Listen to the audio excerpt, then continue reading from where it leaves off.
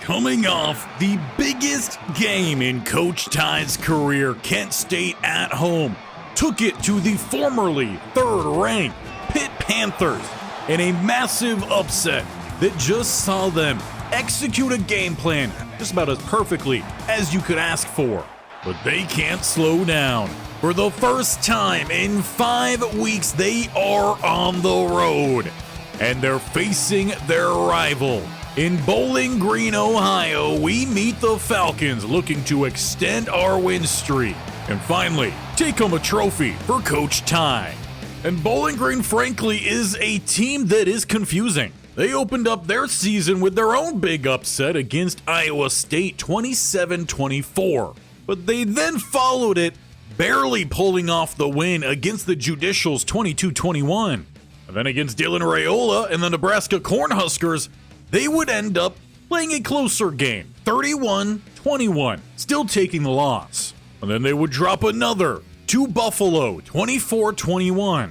They would lose by 8 to Eastern Michigan, 22-14. But they are coming off of a win, 34-32 over Texas State.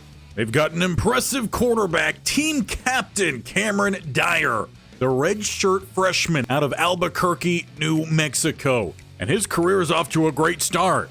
He has 11 passing touchdowns, a few interceptions, but he's also getting stuck into the running game. 268 yards, 4 rushing touchdowns, leads them on the ground. And that's over their other captain on the offensive side, the senior running back in Bryce Duke. And while he only has 1 touchdown, he is averaging just a hair under 5 yards a carry. They are 4 deep at receiver, including their tight end, senior in Arliss Boardingham. And up front, they're performing really well in pass pro outside of their left tackle in Daryl Johnson Jr. But defensively, the only standout has been Carson Willich, the linebacker. He currently leads the Falcons in tackles, just under 50, and their plays made in the backfield really have not come with any regularity, nor have turnovers. We got a man making big plays in Grayson Howard. He had a turnover last week against Pitt, and it is just one of 3 straight MAC Defensive Players of the Week. He looks to continue being this team's leader with 58 tackles, 16 TFLs, and second on the team in sacks.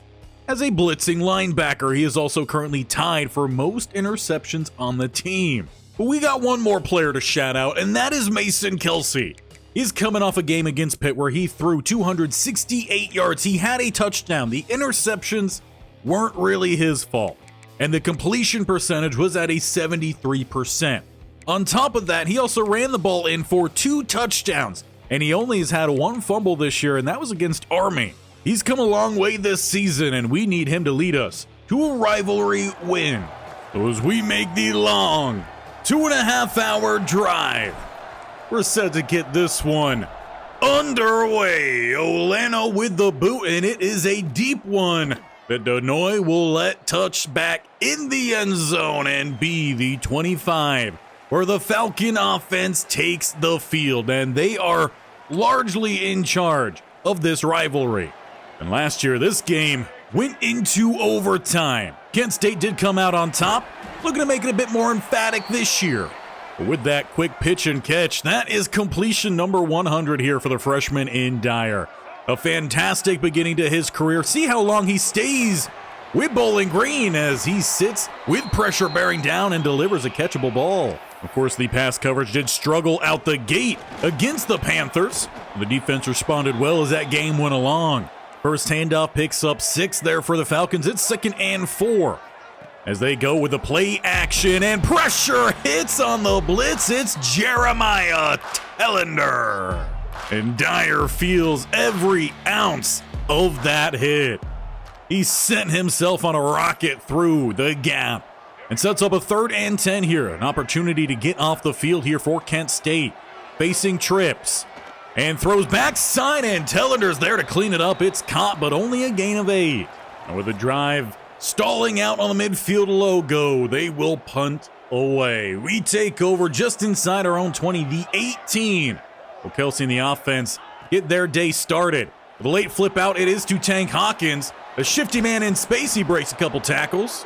And while he didn't have a huge game against Pitt, he was solid there throughout, picking up the first down here to get us started. Flipping this one out to Harris, another man who had a quieter day, but was consistent. As speaking of Tank Hawkins, he's down on the field. That is not a good sign here for Coach Ty's offense.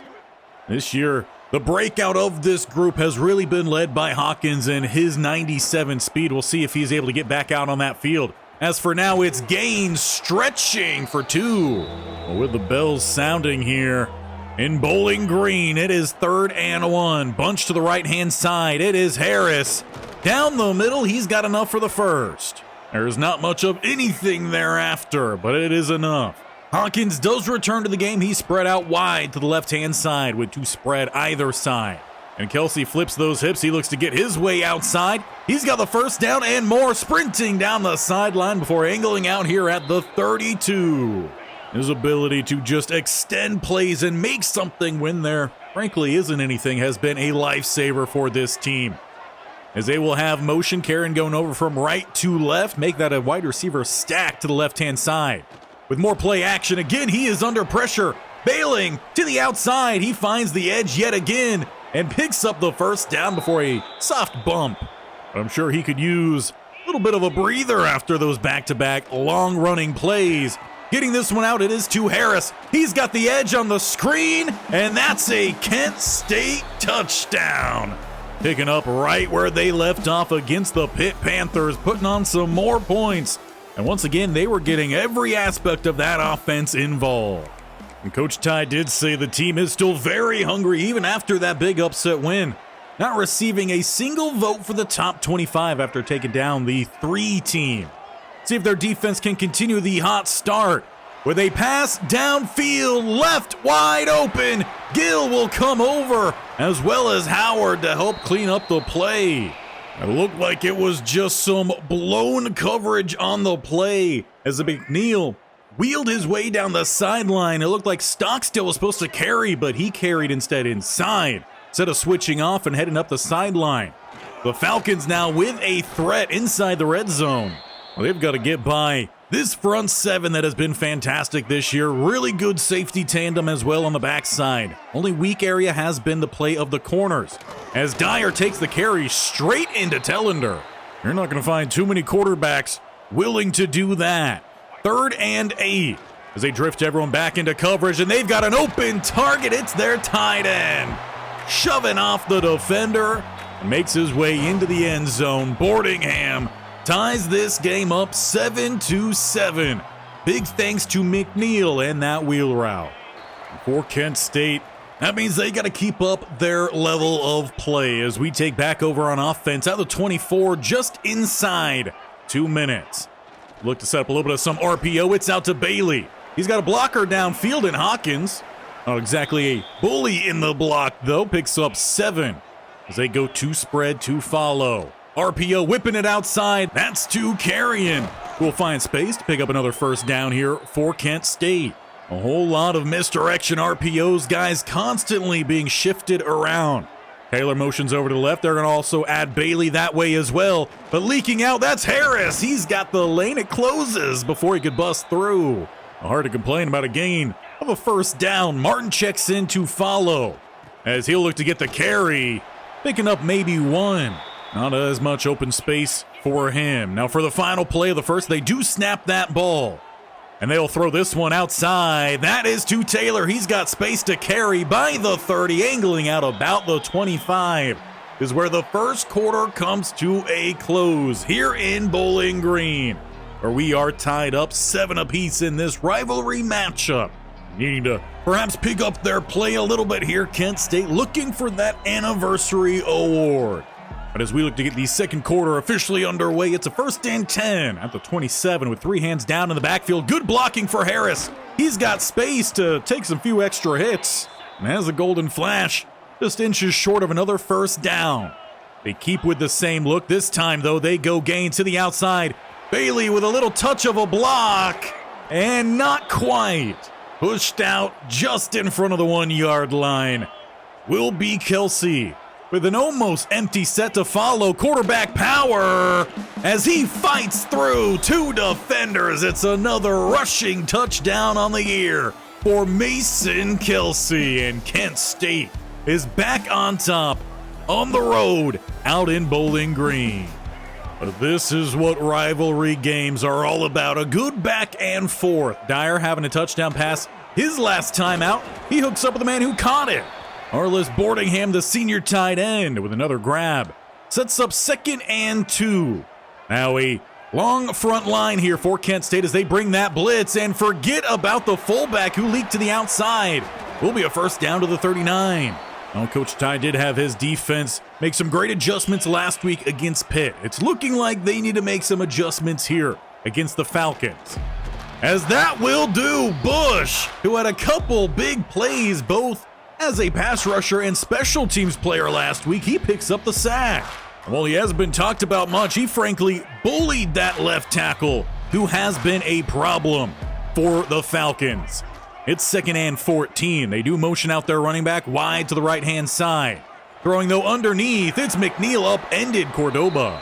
Perhaps a little bit of some revenge for that wheel route on the last possession. 3rd and 6, though.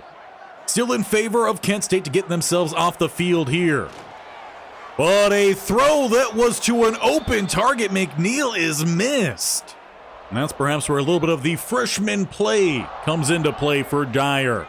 It's back over to Kent State as they start off with Bailey right down the middle, rumbling for 13. And that's a pretty smart call from Kelsey, who could see everyone spread out wide pre-snap. That's going to be an easy read for the handoff. And if we're going to be talking about freshman play, that was a great job from another redshirt freshman.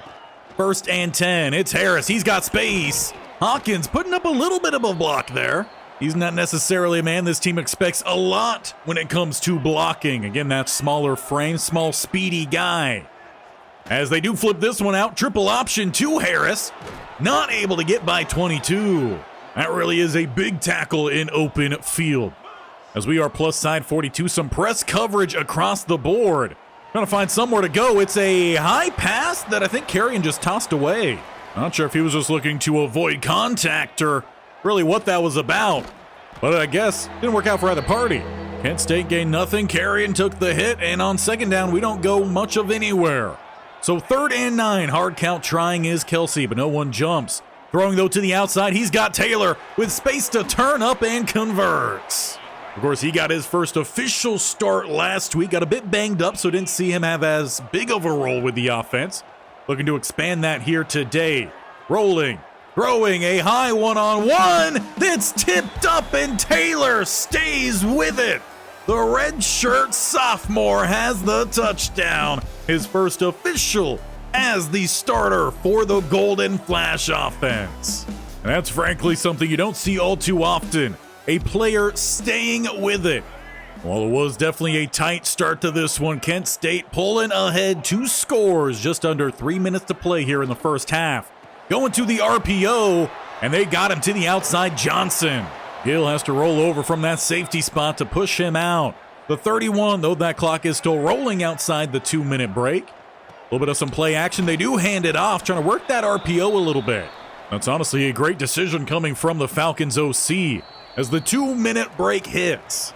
Last week for Kent State, it was the linebackers that led the way for them defensively. They're trying to slow them down a step with a lot of RPO and leaking out the screen. Weak side.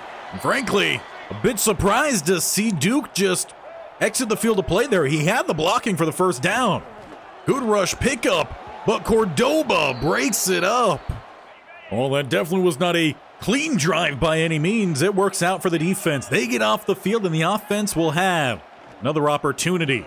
As it's Martin with no space right side. They tried their own RPO to no avail. They do look to go hurry up, though, off of it with 2 spread either side.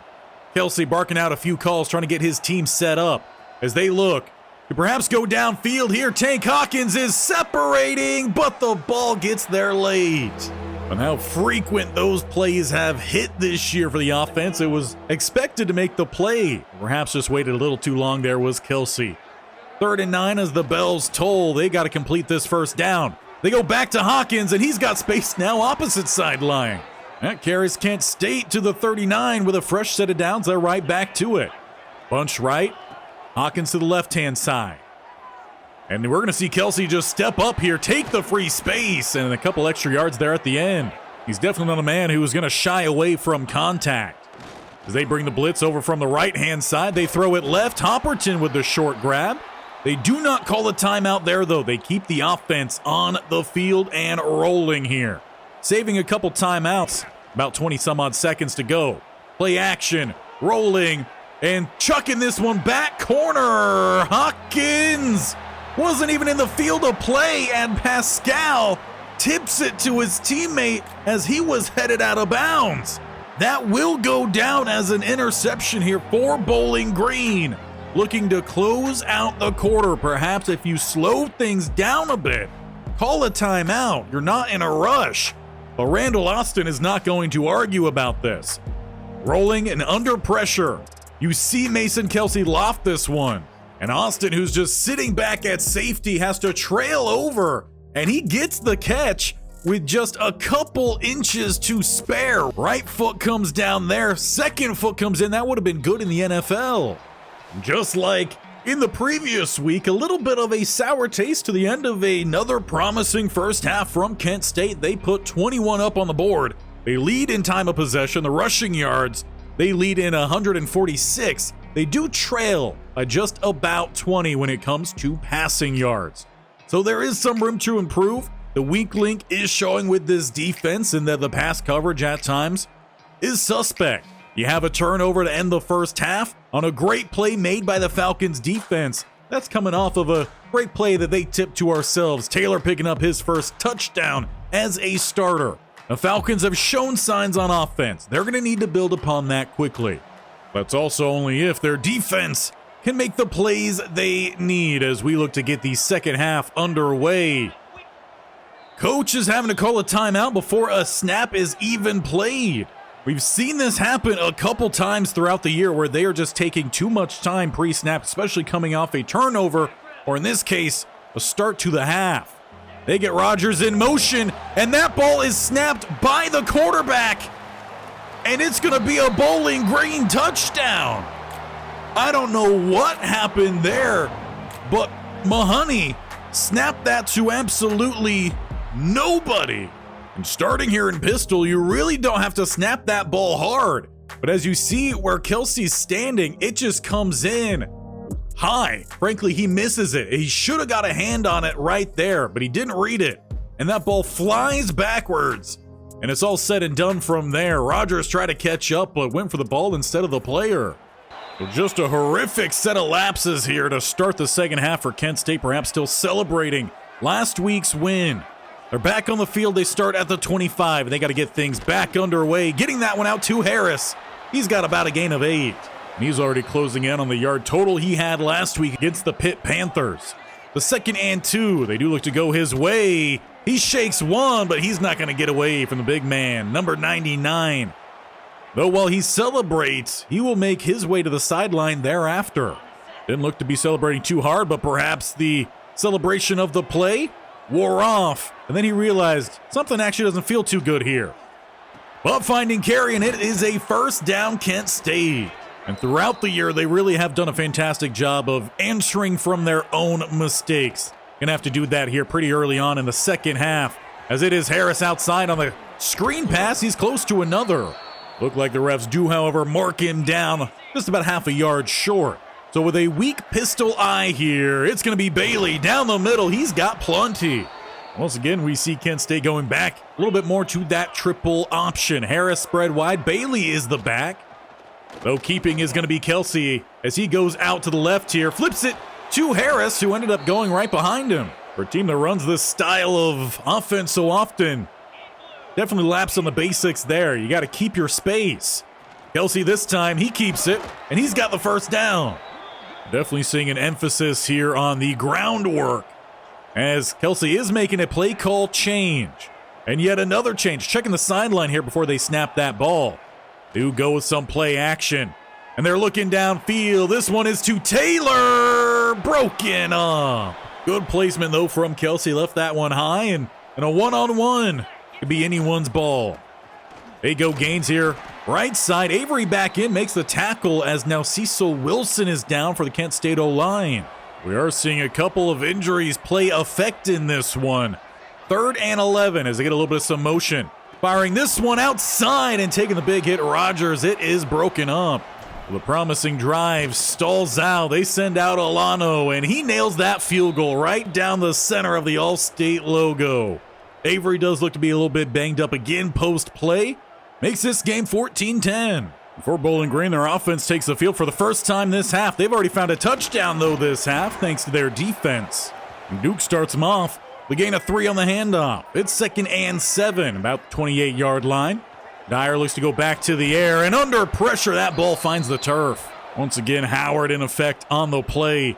Forces that 3rd and 7 as Dyer is barking out some calls. He's got trips to the left-hand side. Looking for their possession man underneath. He's chopped down, and he is shy. That's a punt. And with some kick-catch interference on the punt, we'll be starting plus side here at the 41. And it will be flipped out, just getting to Harris, who gets a nasty cutback there, puts a spin on it as well. He picks up 4. Kelsey, he's got to be a little bit careful there. That one could have been a costly pitch. Luckily this time, does not find its way by the players. As Hawkins comes in motion over from that left-hand side, making a 2-receiver stack over to the right. Snapping that ball with a couple seconds to spare and just absolutely launches that one. Good news. No penalty on it, but definitely could have been intentional grounding. It's 3rd and 6 here for Kelsey. As he will throw backside. That got Hawkins. He's across the middle. He gets a nice little hop juke to the outside and finds his way out of the 15. He is always a threat when that ball gets into his hands. Now they just got to make sure they finish this drive off and once again find themselves well ahead in one of these games. 3 down in the backfield. They go with some play action.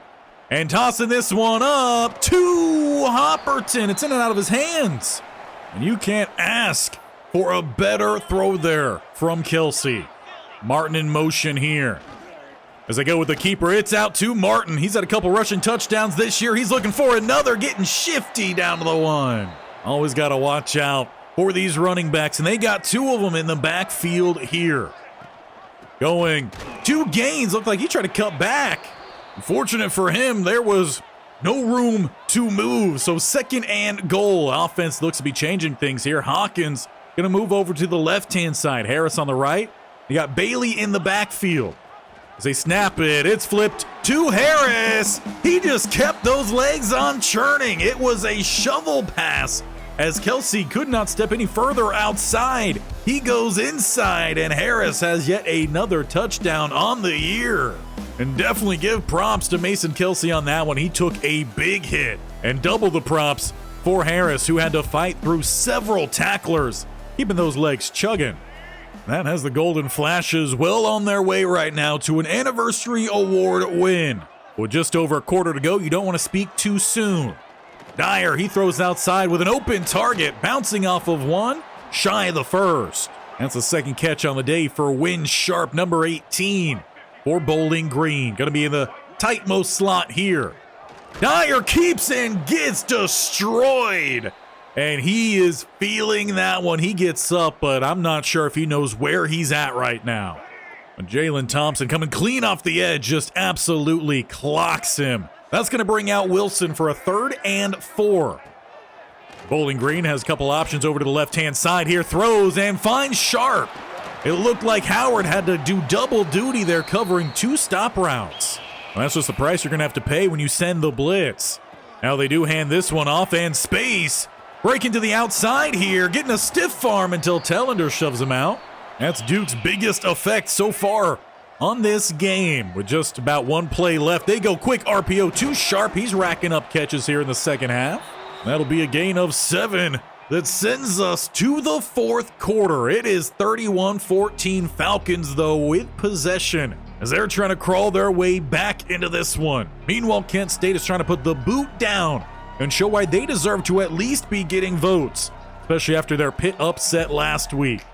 As we get the 4th quarter underway, it's a 2nd and 3. Falcons looking to go to the air here as their QB2 remains out there in Wilson. Well, that one Airmailed. It's 3rd and 3 as they go quick. It's too sharp. Chopped out again quick by Tellender. The line to gain was met even quicker. A lot of short, quick throws coming in from Wilson. Can they try to extend this offense? They stay underneath, but getting shifty is the first down. Now, Will Wilson, the quarterback out there for him right now, is yet another freshman. They're relying on a lot of young play here at the quarterback position. But it is paying off for him. This drive with the touchdown. Stock still beat one-on-one, giving up the inside leverage to Phillips. And that draws back this game slightly here for Bowling Green. They make it a 10-point game with the point after. Well, that is where you have to make sure you put an end to the momentum of the Falcons. It's Golden Flash offense at the 25, and it's Harris looking for space down the middle, grinding for 7. And that puts him at 72 yards on the ground today. Obviously has had an effect through the air as well. A couple screen passes his way. Looks to get north and south, only finding one. Though Shakai Woods is down for Bowling Green, one of their big boys down the middle. And that leaves a decision here for Coach Ty. Do you attack the weakened interior, or do you look to perhaps go outside? 3rd and 2, Hawkins in motion. They fling it out his way as the corner bites in. He's got the first down and a little bit extra. We've been waiting for them to decide when they're going to bring out that play. Motioning over here is Carrion, breaking up the bunch. As they do, fling it outside. It's almost intercepted. Parks, the DB, read that well. As they had an RPO drawn up, they tried to get their big fella outside and in space. Tried to flip the hips, not doing, but he does still find his tight end in Taylor. He's had quite a few targets in this one, but a 3rd and 6. They do snap that ball. They've got him this time outside, but the ball is coming up short. Too much loft from Kelsey. It might be all the hits he's taken today. The arm strength not in full effect, in Bowling Green capturing some more momentum with the second interception of the day. 31-21 with 5:37 left. With a Ken Willis pick, they take over at the 36. Dyer, though, is back out onto the field, the freshman quarterback for the Falcons, who throws low. So perhaps both quarterbacks feeling some wear and tear in this one. It's 2nd and 10. That play did only cost them 3 seconds. They need a touchdown and a field goal to tie with great blocking, but Dyer misses again. Frankly, it is concerning for the Falcons because Wilson came out and was throwing dimes out there. Dyer stepped back in. He misses 2 straight throws, trying to re-catch his groove. As they look to flood the left side of the field, Dyer steps up. The speed carries to the outside, and he gives himself up. I guess if the arm won't work, the legs, they will. Big scramble there, Dyer. As the Falcons plus side, 43. With trips to the right-hand side. Kent State bringing that blitz. Dyer evades and gets rid of it to the sideline. He didn't have Sharp in the area, so it didn't matter if he didn't quite get outside the tackle box there. It's not intentional grounding. 2nd and 10 for the Falcons. As they do look to perhaps go back to the air here, or Dyer steps up, avoids one, takes the hit from Harris. I'm sure his coach will have some words on taking contact, especially after leaving a game with an injury. And Bush is on the ground. 2 Kent State players are. And Dyer eventually will just step up, get what he can. He slides down, gain of 3. And has them with a 2nd and 7. They go RPO, floated, and will pick up an extra couple.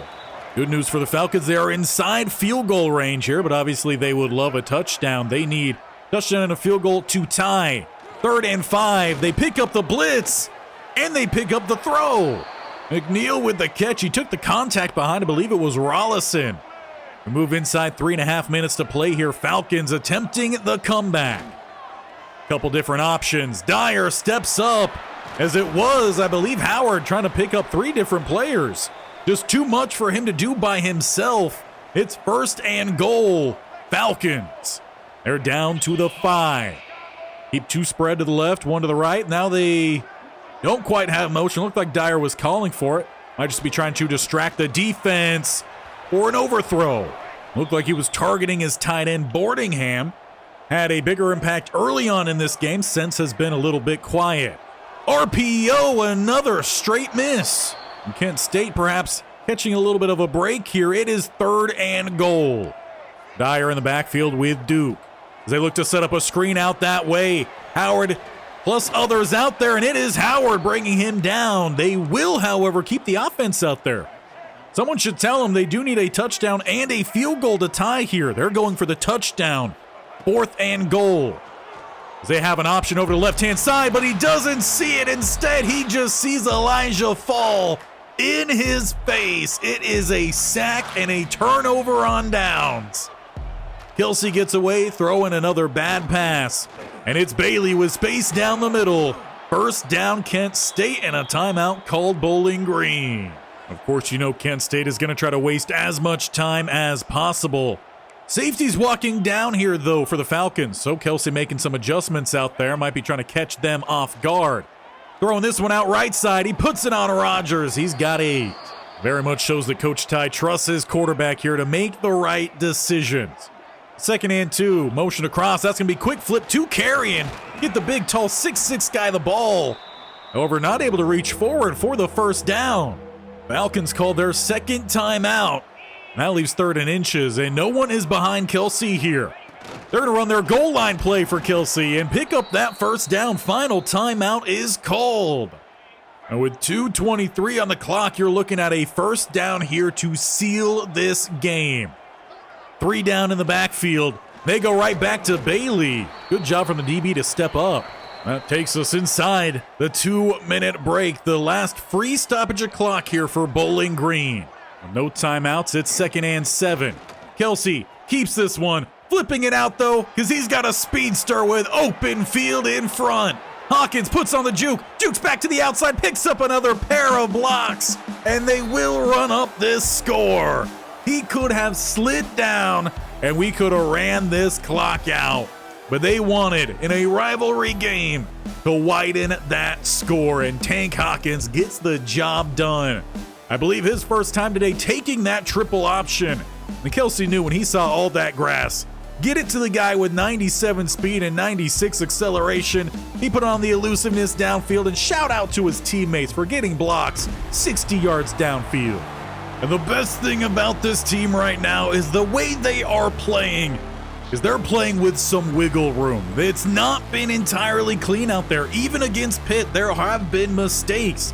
But even the guy who's making some mistakes, Mason Kelsey, 2 picks on the day, still walks away as the player of the game because they are overcoming their own mistakes.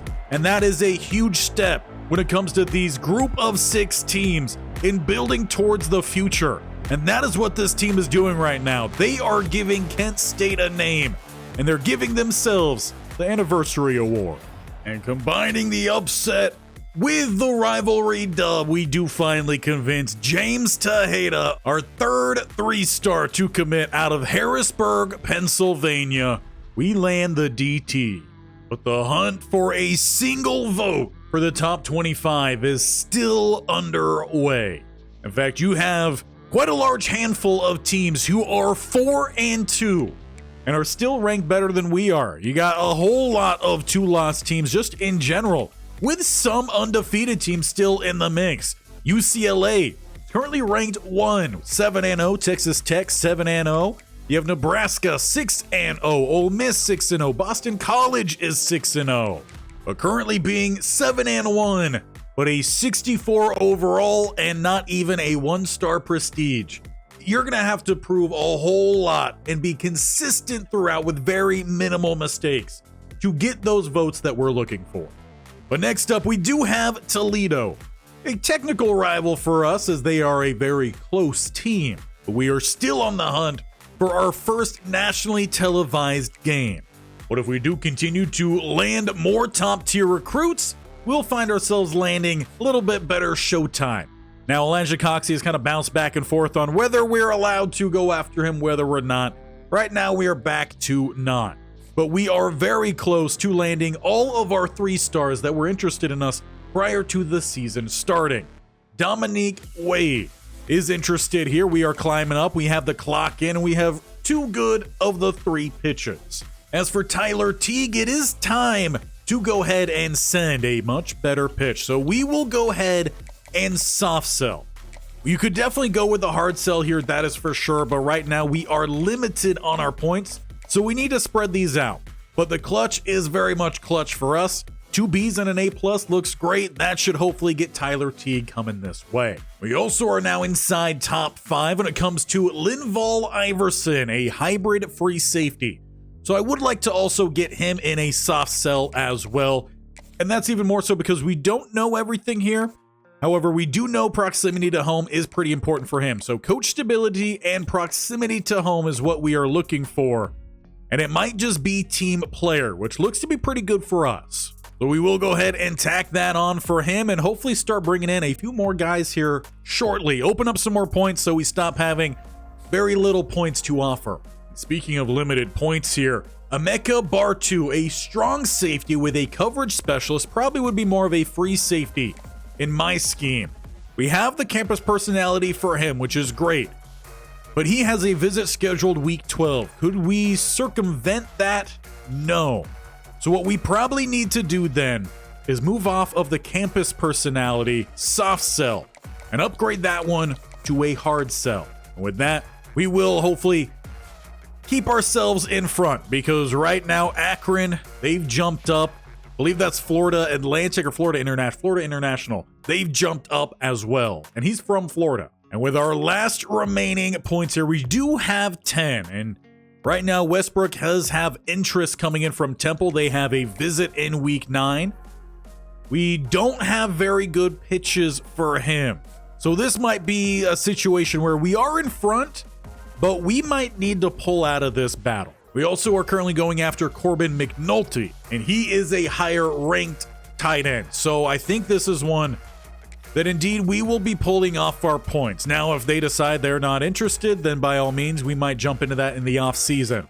But we haven't really been recruiting much of quarterbacks yet. So let's make sure we get at least one on the board here because you never know how these things are going to go. We're going to toss in some more points towards Bernie Boger. And because we're not making much room here for Bunches Shaquille, I believe is how that first name is pronounced, we will go ahead and tack on a few more points his way. And we'll also look to add some more points here to Trask because that is a lot coming in behind. We'll tack on some social media searches, get up his results, and perhaps with that, he will favor Kent State.